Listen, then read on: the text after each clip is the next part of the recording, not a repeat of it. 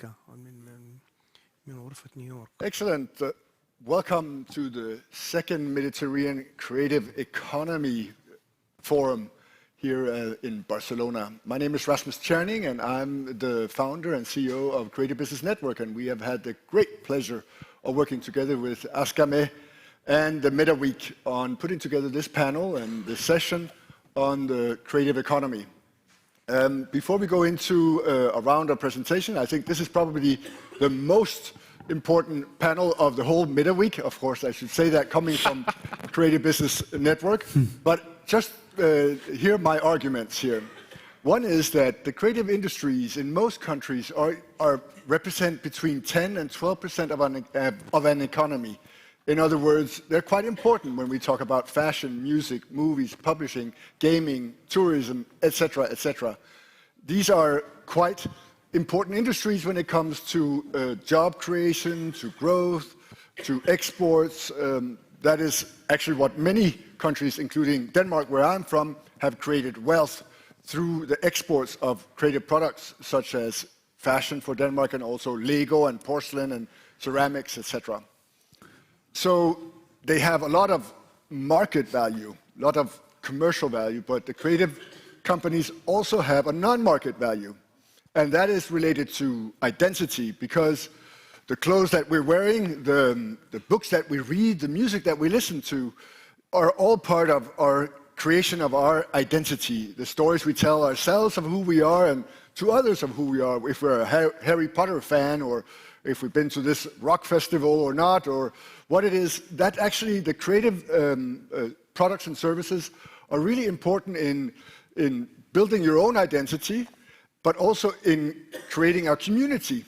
You can see there's a lot of symbols or creative products with a symbolic value, such as national anthems that can rally people together around something. And we know all these protest songs that has come through, especially in the 60s, that actually would drove these movements. So in other words, we have the market values and we have the non-market values that are just as important.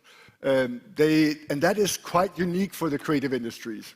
Then we have a third good reason why this is the most important panel during the Meta Week, and that is that creative skills are transversal, or they are actually used in a lot of sectors. For example, WHO, you have this agency that came into prominence in the spring of 2020, have just managed to publish in November 2019 a report of how creatives and artists can contribute to health.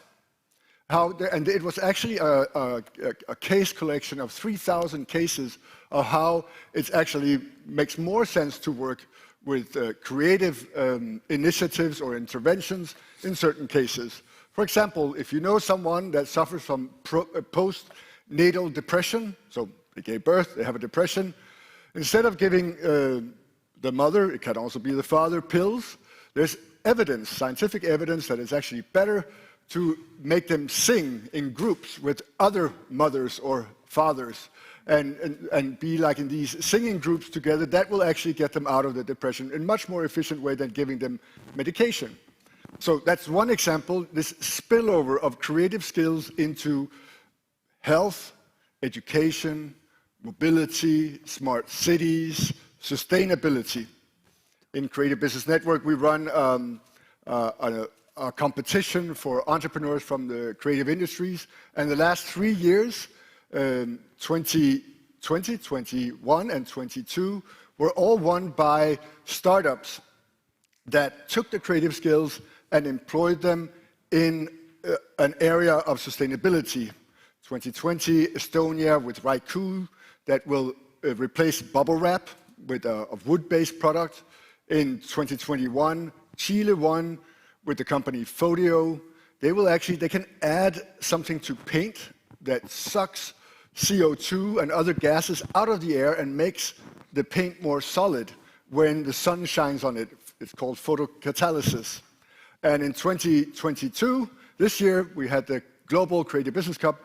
Here the winner was Plasticpreneur from Austria that works with how you can teach people how to reuse plastic. in a kind of a 3D printer homemade version. So these are just 3 good reasons why this is the most important panel. And of course, we have put together a fantastic group of panelists that the next 45 minutes or so will talk about how we can strengthen the creative economy here in the Mediterranean, how we can also strengthen the spillover into other sectors, the importance, how we can increase access to finance, because that's actually a big problem for many creatives. If you have 200 cows, it's easy to go to the bank and say, I want a loan for another 200 cows. And you can put the first 200 cows as a collateral. That's difficult if you're making TV series or fashion collections. You don't have something that's tangible. They have to trust you. They have to believe that your idea is bright and good and the right thing. And that can be difficult to predict in the creative industries. I still have to have someone explain to me why Gangnam Style became a world hit. It is sometimes incomprehensible what makes a hit in the creative industries. So I think we should start out now with a presentation of our panelists and go into the discussions and then wrap it all up. But thank you for listening in, and also thank you to all of you that are listening in online out there. So we have to sometimes remember to look up there. We also have 2 participants that have joined us online for this hybrid event. So I will simply start with, go like this way, and then end up with our online panelists. So here to my left, I have Lucky Huber, who is the founder and CEO of Lucky Huber Studio. And he's made a manual thinking academy. And you should present yourself. And also you have actually, because you're a visual person, I believe from when we talked, you also have a video for us. Yes, I have a very nice workspace here in this area around, and it is very colorful and visual. I thought it was better to make a little video to present to you this approach. So now you can roll the video. It takes only 1 minute. When you invited me to this congress, I thought it was appropriate to show you manual thinking with this short video. There is no... I'll be careful we that hear, this doesn't we hear look like the sound, but we don't spot. see anything. What I want to share is my strong conviction that we have to co-create our future. What we will see is the following: a range of furniture to create ideal environments for creative teamwork and tools for methodical work. As a young designer, I have been lucky enough to work for El Bulli restaurant for 5 years. There I saw the following aspects, what would later influence to the development of manual thinking. Chefs work as a team and work stand up. The work environment in a restaurant is both inspiring and functional. In a restaurant, many results are generated in a short time. The manual thinking box makes it possible to not create from zero. We can inspire by any randomly chosen objects if we break down his qualities. Manual thinking are large format maps and removable stickers. With this material, the team can collaboratively make mental maps. The teams are building together in a visual and an effective way. To facilitate moments of co-creation, we have adapted existing methods to the tool, and we have created our own methods. The latest ones are specially focused on the opportunity to innovate based on the Sustainable Development Goals. In fact, I'm a provider for creative teamwork. Excellent. And it was good to see El Bulli mentioned, because I think that's maybe one of the points I forgot earlier. We live in the experience economy. I think people go to El Bulli not because they're hungry. No, definitely. But they go there because they want to be changed, or they want to be disgusted or surprised or the like. Yeah, it's food for thought. Mm-hmm. Excellent, thank you. And then our next panelist is Dr. Servay İpek Aydin, from Izmir Economic University. And go ahead and present yourself. Well, I'm really glad to be around, and being a panelist with such an audience, amazing. Actually, I'm the Creative Economy Research Center Manager at Izmir University of Economics. And before that, I was a deep innovation ecosystem guy for a while. And mainly, I'm a finance professional. It was once a while. Why I'm saying that is, and being a creative social entrepreneur since 2016, having such a tools like finance, like academic or the professional in the private sector, finding myself in a very deep of the research era in the academy about creative economy, brought me a lot to see in different eras. So we are trying to get deeper about creative industries and the culture-oriented issues with multidisciplinary eras. So here we are. And I can add that CEVE is also the partner for Creative Business Network in Turkey. You run the Creative Business Cup, and we are really happy for that. Thank you very much. So, thank you. And then we have, on the next is Miguel Rutland. Yes. I was lucky there. You're the president of the audiovisual cluster of Catalonia. A few more words. Yes, thank you. Thank you for inviting me. It's a pleasure to be here with such a panel. We represent the audiovisual industry, and it is an industry that's been evaluating a lot in the last times lately. And what we have is an industry in which we have video games, and we have filming, we have communication, we have all the exhibition, events, sub-sectors.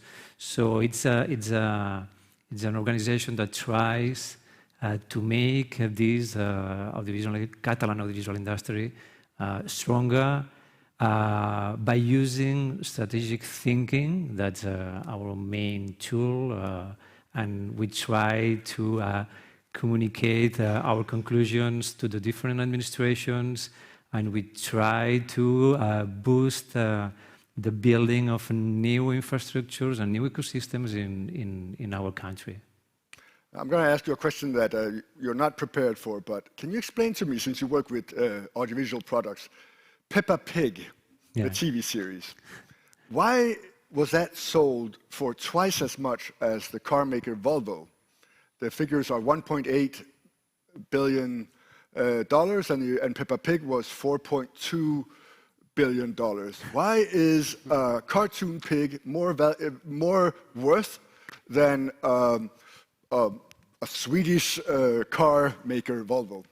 Yeah, I think it's a matter of IP. In the end, when we talk about content, when we talk about IP, and this is common for all the creative industries, what we're trying to do is to work this long tail, trying to have that content, that IP everywhere, in different devices, in different places.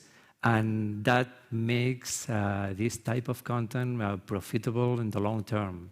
So it's not like a sudden shot, something very short term. It's something that really gives results for many, many years.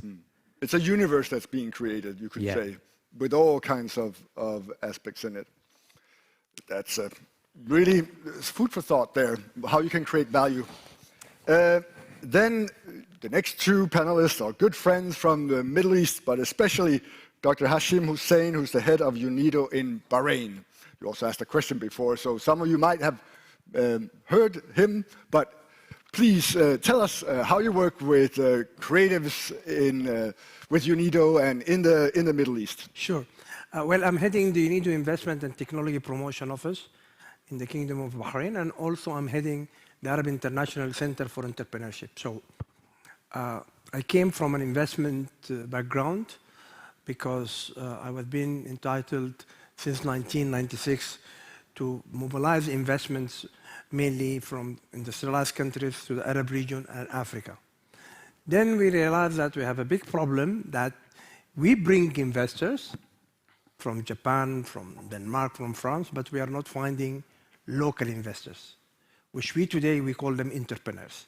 But 30 years back, this terminology was not there. Even the translation of entrepreneurs in Arabic was not there. Because we have businessmen or businesswomen, then they said, well, it is a startup company, so they cannot be a real businessman or a businesswoman, so they call them business owners. Still, it didn't give the right name or terminology for an entrepreneur. Why? Because there was a weakness in the culture. Historically, the Arabs, they were the first entrepreneurs. They navigated south, east, and west, and so on. But then, after the Ottoman Empire, I don't criticize or I'm pro it, but it has brought the public employment as a must, because they wanted them to go to the army, the administrative posts, and so on. So then we had the colonial era. The colonial era brought to us classical education. This is what I talked about it earlier. Yes. And classical education, it kills entrepreneurship and innovation because it does not give you any space to think about that, a job. Then to look into scientific colleges like engineering or medical, then to look into the other post. So this was there till the last 20, 25 years in the Arab region. It's changing, but changing very, very slowly. When we look into creative economy, a startup business, it has to be creative. For an entrepreneur. That's true. It's not, no one has monopoly for that. Yes. And today, the UN estimate that the revenues from creative industries every year is about $2 trillion. Mm-hmm. And it employs more than 50 million jobs, 50% are women. Mm-hmm. So this is the future, So what do? We enhance skills. They have the talent, but we have to enhance the skills and provide them the network of the stakeholders. The skills, is that entrepreneurial skills or creative skills? When you say entrepreneurial skills, by de facto, it is creative skills. By de facto, mm-hmm. But it does not have to be creative skills in the orange economy, just to be creative, think out of the box. But then we are specialized on a sector, the orange economy, which is mainly the creative industry. Yes. So more and more we are learning about that. More and more we are seeing the personality of entrepreneurs. They have the talent for creativity. 15 years back, I'm in this business for the last 30 years to enhance ecosystem and entrepreneurship. It was not there. Nowadays, it's very clear. It is there. It's just we have to work on it. We have to ensure that after we get the right skills or creative skills of the entrepreneur to make him to be part of the ecosystem. But the problem also of the ecosystem in so many countries, even in industrialized countries, it is not a solid package. The financial or the non-financial services, they're not very well linked. But creativity, it is entrepreneurship. Thank you. Thank you. And now, Dr. Wael El Dessouky Beda, founding director of the AAST Entrepreneurship Center in Egypt, also one of CBN's partners. And I know you work with a specific subsector, you could say, of the creative industries. We're talking about gaming, music, fashion, etc. But you're working with tourism in particularly. Oh, yes. Thank you very much. I'm very pleased to be in the beautiful Barcelona city. With amazing experts and my mentor, Dr. Hashim, actually. I'm leading the Center of Entrepreneurship at the Arab Academy, which is we're the Arab League educational organization. We have 7 campuses in Egypt. We have a campus in Emirates, United Arab Emirates, in Syria and Sudan, and different countries across the region. And we've been in entrepreneurship for 8 years now with different incubation programs and a regional competition. One of our incubation programs is tourism, as you're saying, and we've been in this space for 3 years. We've been doing a lot of activities in tourism, and we also have other programs in supply chain because we used to be specialized in maritime education back in the 70s. So we launched the first supply chain incubator in the region.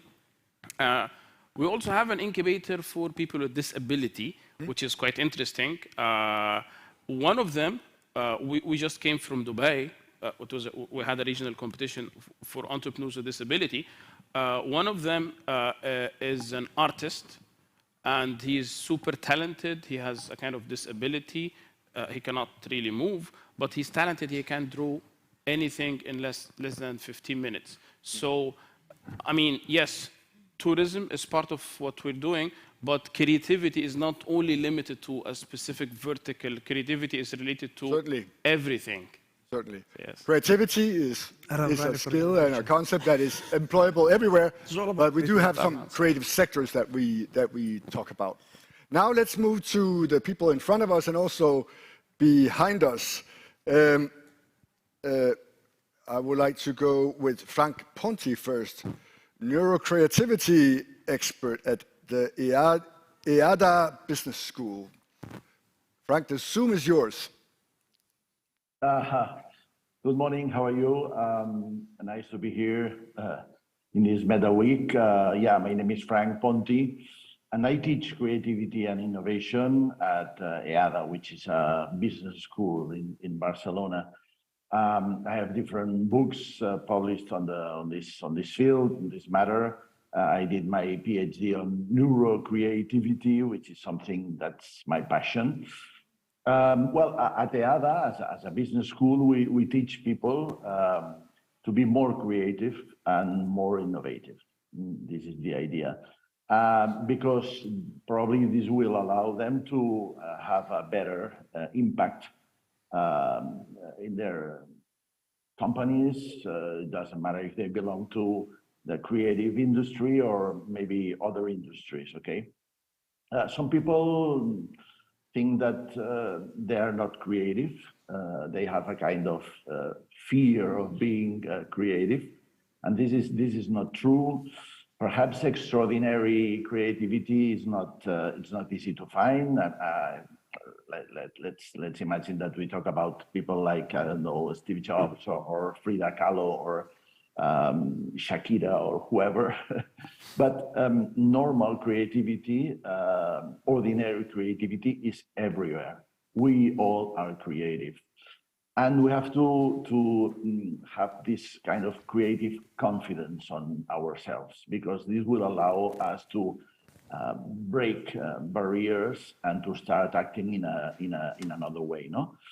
I think that creativity and innovation have to do with daring to make mistakes, to experiment, to try new things, to work together with different people, to be provocative. I think that this is what really matters in modern and very innovative organizations. Okay, so that's what I do.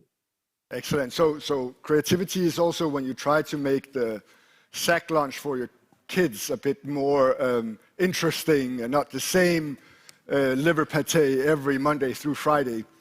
But I think you actually should just briefly explain neurocreativity for us, since also you wrote a PhD on it. I think it's an important concept that can't just go by like that. I know about neuroplasticity, but that is something completely different. Well, neuroplasticity has a lot to do with neurocreativity, because when we learn and when we discover things, we create new groups of neurons and our brain changes, because the brain is very plastic. No?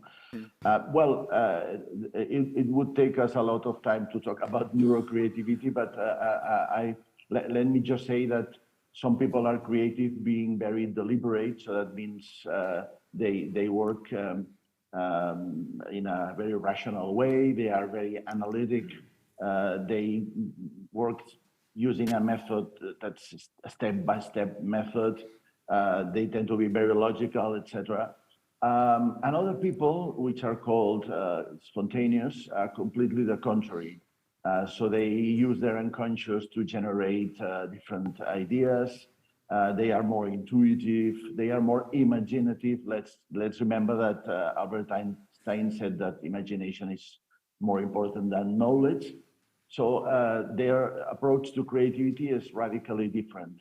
And at the end, what neurocreativity tells us or shows us is that we have to be deliberate and spontaneous. We have to be kind of crazy when we try to come up with different ideas. And then when we choose the best ones, we have to analyze them. We have to, go back to the real world. So we need this kind of combination of different ways of being creative. Excellent. Thank you very much, Frank. And now for our last panelist, I learned, you think that it would be in the program Maria Carmen Fernandez from Mediapro Group, which is a co-organizer of this panel, but unfortunately she can't join us. And I then learned that Maite, I was wondering, who is Maite? I heard about Maria Teresa, but I understand that Maite is apparently an abbreviation in Spanish for Maria Teresa. But Maria Teresa, or Maite Hidalgo, now the Zoom is yours. Well, thanks to everyone, and thank you for this interesting panel with so many perspectives on creativity. Today I represent Mediapro Group, as you know, a leading audiovisual group. We've been for 25 years exploring what's creativity and delivering that to different audiences relate to cinema, football, TV series, etc. And I think we are witnessing today, this time, a great opportunity to extend the reach of creativity, leverage on technology. That's something we explore continuously from the innovation area, also from the Center of Data and Artificial Intelligence that I lead at the group. And I think it's something important and key to be taken into account. What's going to be the role of technology to augment human capabilities in terms of creativity? These months have been really hectic in that sense, with many new technologies coming to the table under the umbrella of generative artificial intelligence, as an example, or metaverse, the new iteration of internet that will demand many different creative approaches and many different skills from people in order to show those new ways to create. And I think it's a very interesting moment where I will stress two important factors. How are we going to create those human-machine collaboration models to boost creativity, to take the best of technology in order to extend our limits? And also, in a similar sense, how we extend those limits in terms of collaboration when we talk about ecosystems, the necessary collaboration from the private, public, institutional companies, academic areas, in order to take the most of this opportunity between technology and creation. Thank you, Maite. I have a small black and white follow-up question, and the world isn't black and white, so let's see how you answer. Is technology always good for creativity?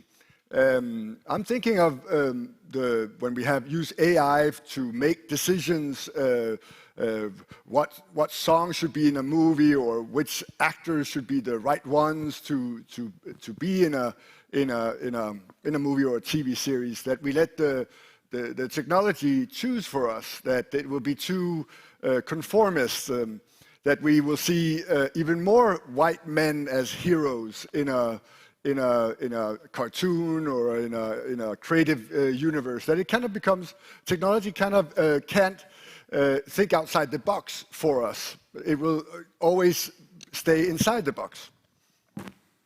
I can see on your eyebrows that I don't know how you like that question.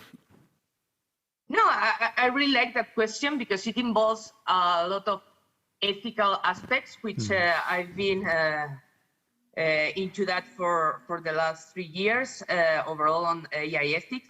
So I will put it this way: technology is a tool, is something that enables, that enhances, and actually, when you are taking automatic, when you are training any algorithm, as an example for automated decision making, that's based on historical data that human decision has produced. So that's something we cannot forget in order to blaming it on technology. There is a strong focus right now in Europe in terms of AI ethics. On 2019, it was published the first AI ethics guidelines, as an example, in order to mark which should be principles like making algorithms explainable, making artificial intelligence not a source of discrimination, making robust systems that do not put in danger human beings.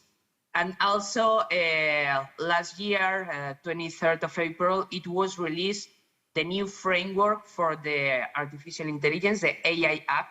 So there is a focus in Europe in order to regulate which are the right or the not allowed uses of artificial intelligence.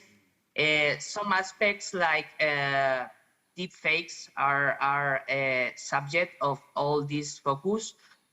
Also the use of artificial intelligence in education, in justice, in many of the public spheres that it may apply. So I think what we need to take always into account is that there should be, depending on the criticalness of the use case, human supervision, so that technology is an enabler. It's something that supports human decision-making, but is not something that puts in risk the human-centered vision of technology that Europe overall is fostering through many ways. So you're saying if the AI keeps proposing white men as heroes, it's because in the past they kept putting Tom Hanks in every movie to make sure that it was a success, that the past is what points us to the future when it comes to technology. But let's now I think we should go into we have a number of questions that we would like to discuss. First of all, we're part of the Meta Week, and that means that we're talking about the Mediterranean. And here, my first question to the panelists will be, how can we strengthen the creative economy in the Mediterranean region? Is it something we do country by country? Is it something we can do regionally? Is there such a thing as a Mediterranean cultural creative zone that when songs, fashion, etc., that will speak to consumers across borders? So that's the first question. Also, because we're here in the Meta Week, the creative economy in the Mediterranean region, how can it be strengthened when we talk about the international aspect of it? So I know that what we can do for the Italians, for the Spanish, for the Turks, etc. But what can we do for the regions as such? Any good suggestions are welcome. I can talk about the audiovisual industry, not about everything. And I agree with everything that has been said by Maite, because I think her insight is very good, and her perspective about the audiovisual industry. Audiovisual industry is about technology now, and all the development of now and in the future will be based on technological advances. So this is important. So we have to know that we need a lot of technology, on the base of everything we create, we produce, we distribute, we exhibit. So there's a lot of technology there. So we need technological investments. We need good education centers that are able to educate the new talents in all those technological skills that have to be combined with creativity.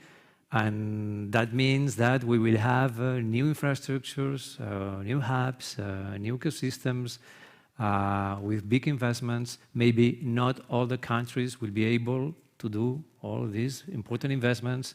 And what we have to do is to share these hubs, these technological investments, these infrastructures in order to be more efficient. There's nonsense in investing from every single country in the Mediterranean area and having exactly the same everywhere. So we have to be able to address the whole value chain. We have to be able to have in every single culture and city maybe the most appropriate infrastructures or ecosystem for a specific activity and be able to interconnect, to connect all of them. That's for me, that would be a good approach to think about the Mediterranean area as a whole in trying to plan what we have to have in every single place. So specialization and interconnectedness would be the thing. And it probably makes sense because when we look at these regional film funds, for example, then American film producers will come to Europe and then say, who will pay the most? Yeah. And then we will call it Vicky Cristina Barcelona. Maybe you remember that movie.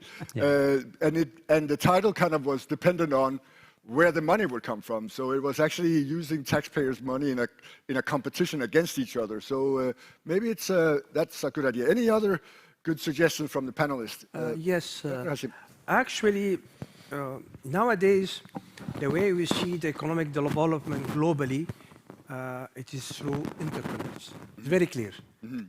From industrialized or developing countries.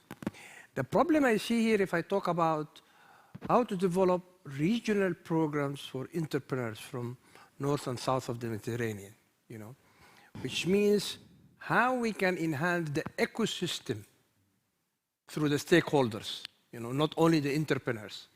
Because we noted that a long time back, you don't only work with entrepreneurs, you work with support institutions, to strengthen them. Business angel groups, universities. Universities, financial institutions, chambers of commerce, some government ministries and so on. This is the ecosystem for the stakeholders at the national level. So what is the ecosystem at the regional level? There are so many problems here, okay? If you work entrepreneur with entrepreneur, that's okay. But how the support institutions from north and south of the Mediterranean can work together. I think this is ASCAME or the Euromed, they have to look into this seriously if they want to develop and promote more businesses between north and south of the Mediterranean. Yeah. I know from the Eurovision Song Contest that there is a little bit of a inter-regional market in the sense that the Spanish would always vote for the Portuguese and vice versa, and the Greeks, maybe not for the Turks, but there would be this understanding of each other's cultures somehow in that. But Seve, you also had a... Well, actually, allow me to add some flavor into that creative economy approach in Mediterranean area, in my point of view. So because we need to do something in 3 layers, I assume. One is a macro level, as we need to meet up more than ever in policy levels, policy makers level.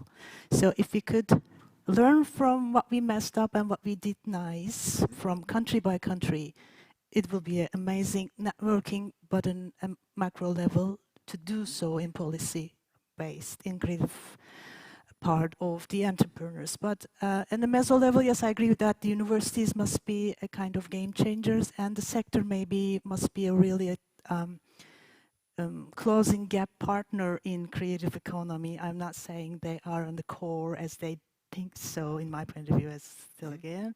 And the micro level, what if we have some really nice creative issues around the Mediterranean as an event, like starting from Barcelona to time differences zone and between each countries around all that Mediterranean to finalize a perfect creative outputs. As Refik Anadol, one of the Turkish guy who is working AI and arts together to start the creative pieces, for example. This is the micro level, as we can say. But what about the creative entrepreneurs? Or we may say the guru-preneurs. We only see investors interested in creative industries if they serve the manufacturing sector, for example. We only talk about the functional creativity as United Nations described as like R&D or R&D based, or the not social sciences or social entrepreneurship part outputs are already welcome for investment world. So that's why I think we need to change our toolbox at the very beginning, how we're going to measure the creativity in an entrepreneurial era, how the investor will pay or invest in for a good or a service at least. So these are some other panels issue maybe, but this is a really strict thing we have to focus on, I agree. I have two little technical comments here for Frank and Maite. If you want to say something, just put your hand up, and if I nod, then I've seen it. It can be a little bit difficult to communicate here in a hybrid event. And Seve, I think if you moved your microphone just a little bit away from your... just a little bit. So I think the technicians would be happy that there would be a better sound quality. Let's see. That's already better, I think. Or we have someone coming here to help. Yes, I have. And Dr. Weil, yes? Hello. Oh, yes. Yeah, now you're turned on. Yes. I second voice what Dr. Hashim was saying regarding the ecosystem. We've been trying that, and it helped a lot when we have incubators and accelerators to promote and to engage entrepreneurs in different ideas. And also angel investment networks dedicated to creative industry and VCs dedicated to creative industry. This is, for example, we have the Mediterranean Angel Investor Network, and they are very active. But when it comes to creative industry, they are not as active as fintech, for example. So if I compare this industry to fintech, fintech is, relatively speaking, new ecosystem, but it's been growing tremendously for the last 5 years. Payment gateways, blockchain, crowdfunding, this kind of activities. But now, as we're speaking, we have hundreds of venture capital funds that are dedicated to fintech startups only. But we don't have this amount of VC funds dedicated to creative industry. So when the ecosystem is quite synchronized and engaged, and there are funds, angel funds or VC funds directed towards creative industry, to help a lot. Maybe education is important, incubators are important, but if there is a gap, we have very early stage idea phase entrepreneurs, and we don't have VC funds and angel funds, especially some of them, maybe I would say most of them are not interested in investing in creative industry. So this is there is a big gap in the investment space in particular. And that's ironic, because they should invest in Peppa Pig rather than... Yes, Volvo. that's it. If they know that this piece of information that you were talking about, that Peppa Pig is valued more than Volvo, they need to change their minds. So you need to talk more about the I think this is a good segue to one of our next issues that we talk about, and that's access to finance for the creative industries.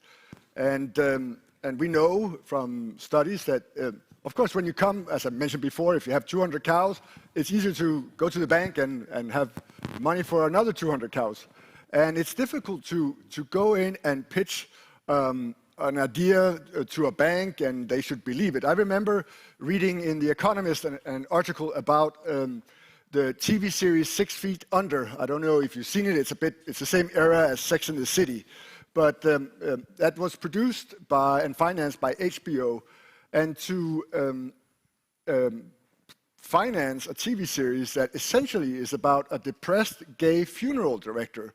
I think that would be the least likely to get financing, to find people that are courageous to invest in those kind of creative universes and also in the next creative startup is quite difficult, I believe. Despite the fact there's a study called Risky Business published by the Demos Group that actually showed that during the last financial crisis in the UK, the creative companies actually had fewer bankruptcies than the non-creative companies. It could be because they could easier scale. If you have 40 architects, then you suddenly become 20 architects during a financial crisis. But it could also be that they couldn't get any bank loans, so they didn't have anything they could default on. So they didn't go bankrupt because they didn't have any loans that they got into trouble with later on. So let's move into now access to finance and the Mediterranean region. We know that creative companies and goods and services are usually more international than other products. And we also know that they have a harder time accessing finance. Can we somehow find a way that the international part and the financing part can work together in a way? I'm thinking foreign investors investing in creative ecosystems in another country. I know you, Dr. Hashim Hussein, have been very successful in having an investment summit for entrepreneurs in Bahrain. Okay, I would like to comment that more than 60 or 70% of the creative industries in Africa and also in the Arab region, it is micro businesses. It's true. There are lots of micro businesses in the creative which means they are in the informal sector, which means they are not well placed in the economy at the national level or the international level. True. And they're not even SMEs. More than 70%, they're women. You know, the ones they do, especially in Africa, they do the handicrafts, which is a big part of the creative economy. I just would like to comment on Turkey. You know, Turkey over the last 30 years they have done I think Turkey is called Turkey now. Yes. Turkey, yeah? Yeah. Turkey is in Arabic, okay. We call it Turkey. Is the government have supported a lot the creative industries through GOSCAP and also the chambers. So today, if you go to Turkey and the universities played a big role in boosting some industries like the ceramic, like the carpets, like the jewelry, which is they enhance the product, they enhance the design, the quality through universities.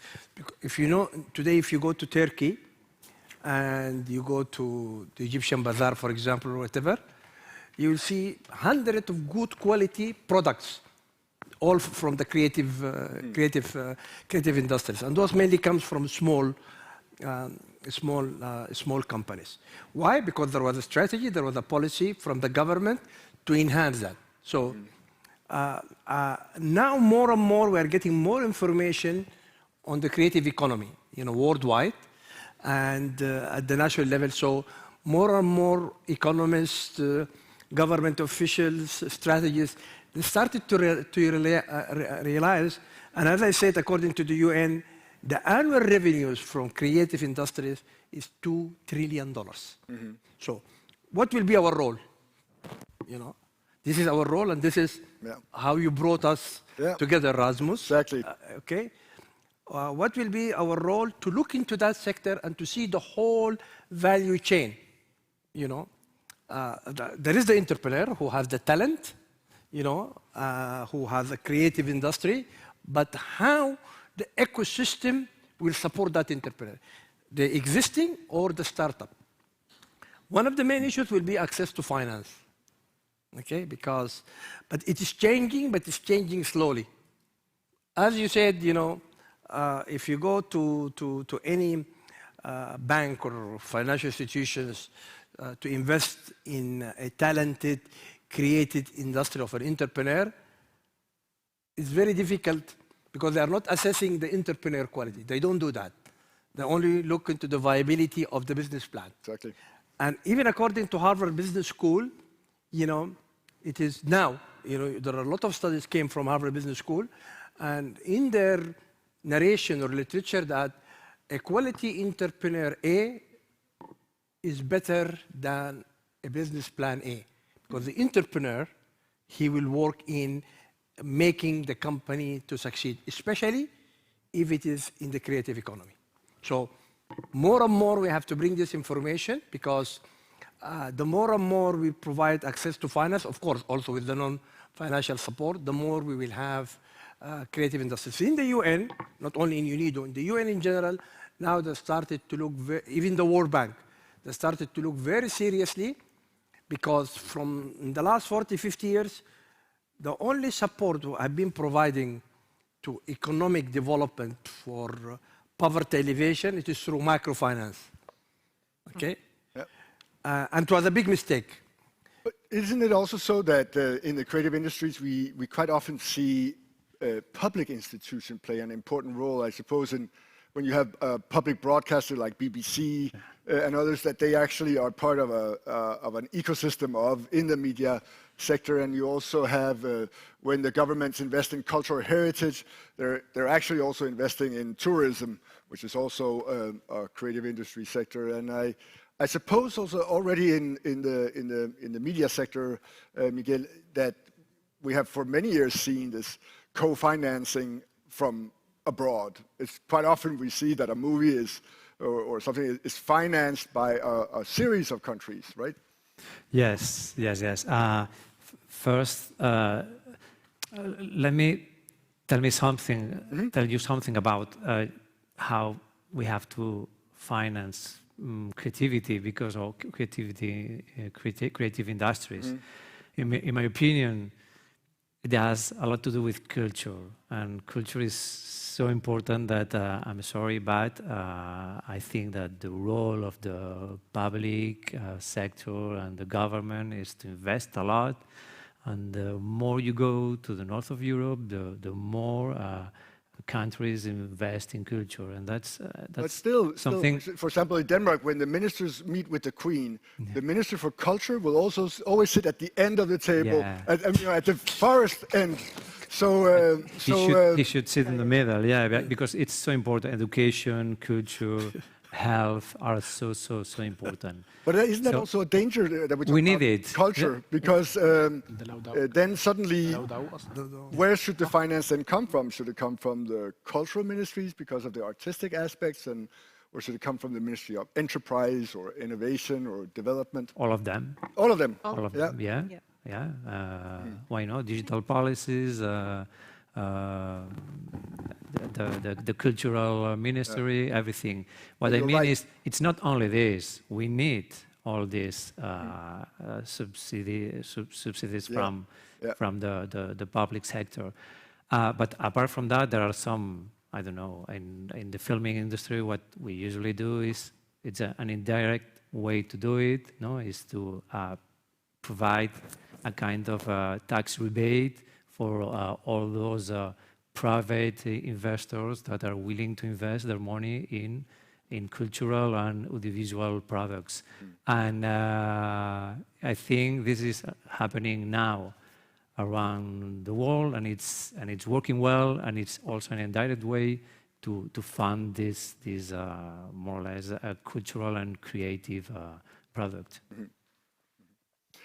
I just was shown there's 5 minutes left sign by the organizers, and I was actually supposed to speak after this panel a bit about Creative Business Investors, which is a network that we're creating under the Creative Business Network.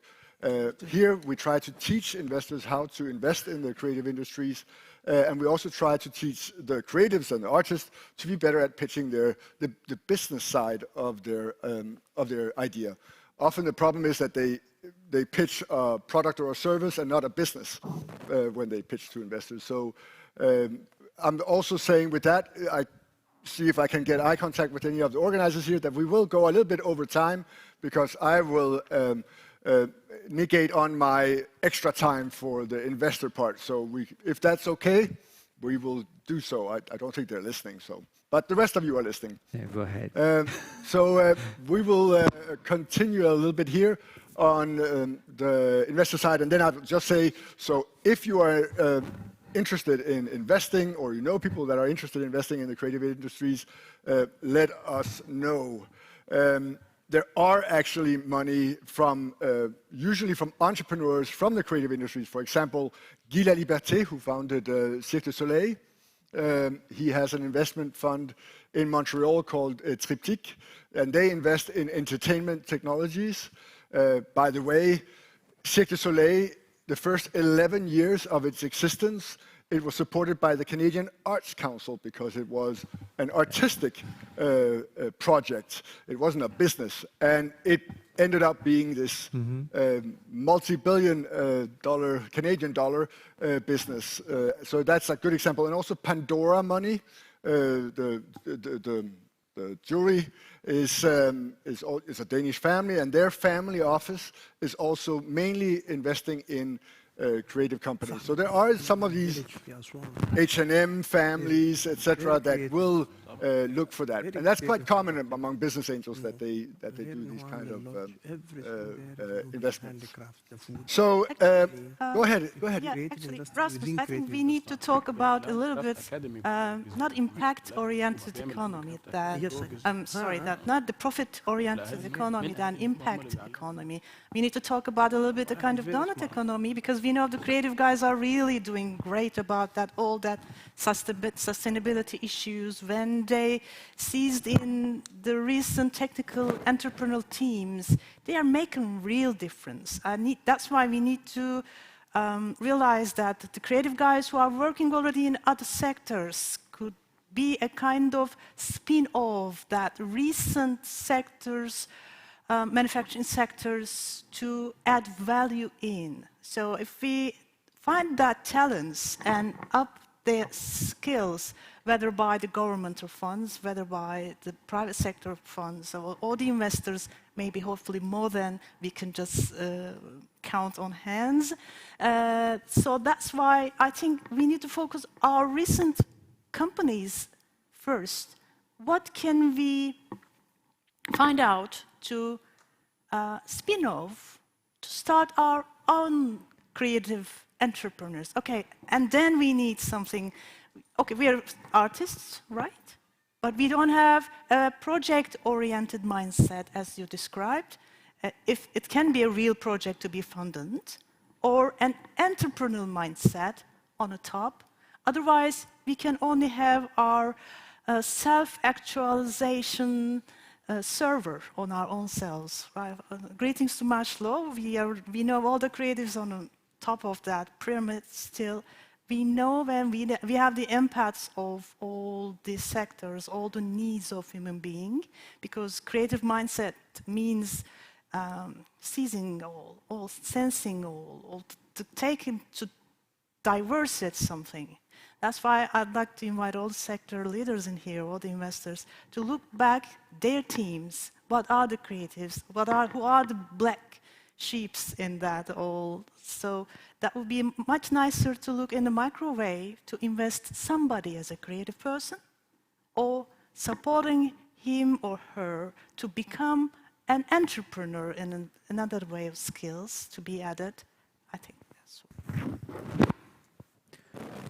I love the Montreal example. This is, I think, is something that we have to, all of us have to study.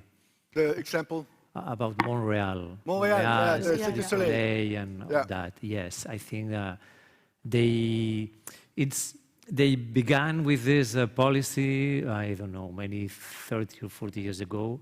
They are able to combine creativity and technology in the right way.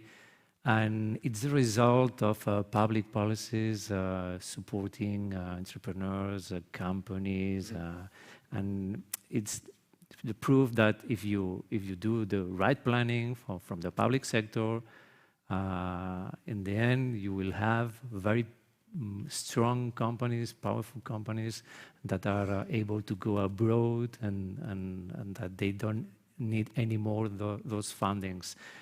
For instance, one thing they do, and it's true that it is a rich country. Okay, you cannot do this everywhere, and we have to take it into account because we are in the Mediterranean area. This is not a rich area.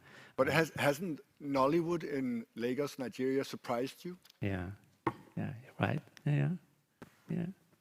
But the thing is, what I mean is, what they're doing is to subsidize salaries, for instance. Mm-hmm.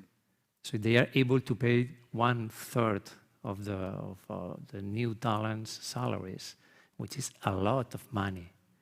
So this is and that's the way to boost creative industry, to put a lot of money from the public sector. So I think I'm sorry, but this is for me the right recipe. And after that, in the long term, you reap the benefits because you will have very strong companies and talents. And I have now gotten another notice from the organizers that I should wrap this up. But I just want to say we're not going to wrap this up before we just hear a comment from Luki and Frank, and why they prepare with surprise what they're going to say. One of the things that we didn't get to discuss today, but it's worth discussing in the most important panel of the Meta Week, is how can we move away from the creative industries as something that's nice to have and to something that we need to have? How can we have enough hats, gloves, and shoes, to paraphrase Absolutely Fabulous. How can we look for how the creative industries can, not what we can do for the creative industries, but what the creative industries can do for the rest of the economy, for the rest of society, coming up with great solutions when it comes to sustainable fashion, whatever it could be. Mm-hmm. So we are not going to discuss that, but it's worth thinking about. So now I gave both Frank and Luki the chance to think about something bright to say. So let's start with you, Frank. No, I only wanted to say that perhaps banks and financial institutions would be more prone to help and finance creative industries if we in parallel also increase the prestige of creative industries among, for instance, children. Because we are now doing this conference in a country that's Barcelona, Catalonia, Spain, in which the construction sector and the mass tourism is a huge part of the GDP, of Spanish GDP. And let's try to think that there are other things beyond construction and mass tourism, and perhaps education has a very important role to play. I mean, you can do lots of creative things in your life as a professional, and probably that would increase the prestige of all these industries compared to the most dominant ones. Let's say, that's what I wanted to say. Thank you very much. Thank you. Luckily, you have here in Barcelona and Catalonia Gaudi that has done a lot for construction. When we walk around and see the city, and I think also the city has built its mass tourism through its cultural heritage in many ways. Okay. Maybe what I learned in all this time since I'm developing manual thinking is that I have such different kind of clients. So we can do creativity nearly in each area of our lives. So I know that even in politics, we have to be strongly creative. So this is just a learning I had. I was analyzing the type of clients I have. There is so many different sectors. Also persons, different persons. So I think we have to train creativity each day.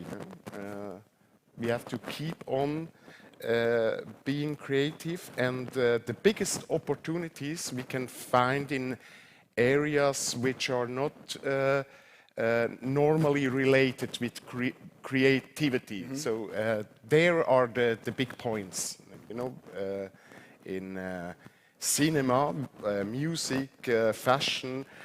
It's normal to think in creativity, but there are many opportunities to do creative banking or reinvent accounting. Exactly. Yeah.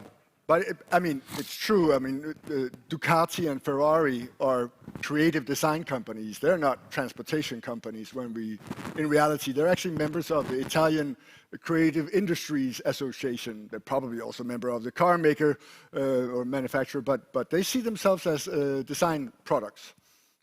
So I think we need to wrap up here.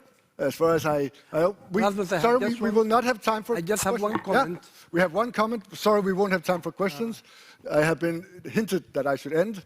When we talk about creative economy, and especially when we talk about the role of culture in creative economy, we realize in the Mediterranean between North and South, there were a lot of exchange of culture, you know, between Egypt and Cleopatra in Italy. You know, from that time, I don't know if you have seen the movie of Cleopatra, you know, the queen, you know, of Egypt, when she had married when she had married the Caesar, you know, and then when she came to Rome with all the extravaganza, you know, decor and so on. But we realized that culture played a very big role in the trade. This is why I just wanted to announce here we have now just finalized the concept and we'll start implementing it with Italy, with Matera. Matera is a creative city. I don't know if you know. Matera Hub, yes. That's our partner there. It is a creative city, but and we have been working a lot with Matera. And actually, interesting enough, in that area, there are something called Arab cities. The Italians, they call it. And if you go there, you will see, yes, the cities is built like you're in Aleppo or in like in Hussein. Okay, and they do every year a festival called the Rabatana Festival. Rabatana means you tie a horse in Arabic. Okay, so this trade and heritage now South and North Mediterranean, and then maritime and continental Silk Route. You know, and it's going to be developing small businesses in all of this region through creativity. Whoever would like to get more information, I can share with him the concept. Thank you. Excellent. Thank you that would be the last words. Thank you to the kind panelists to volunteer their time to share their knowledge. I would like to say that for the panelists, and also if someone in the audience would like to go and see a fantastic example of how technology interacts with art, we will have a visit to Ideal, which is a digital art center at 4 o'clock this afternoon, so right after this actually. And if you want to join that visit, where you can see Salvador Dali, technologically treated, then come up and see me right after this panel, which ends right now. Thank you. Gracias. Thank you. Merci. Thank you. Thank you.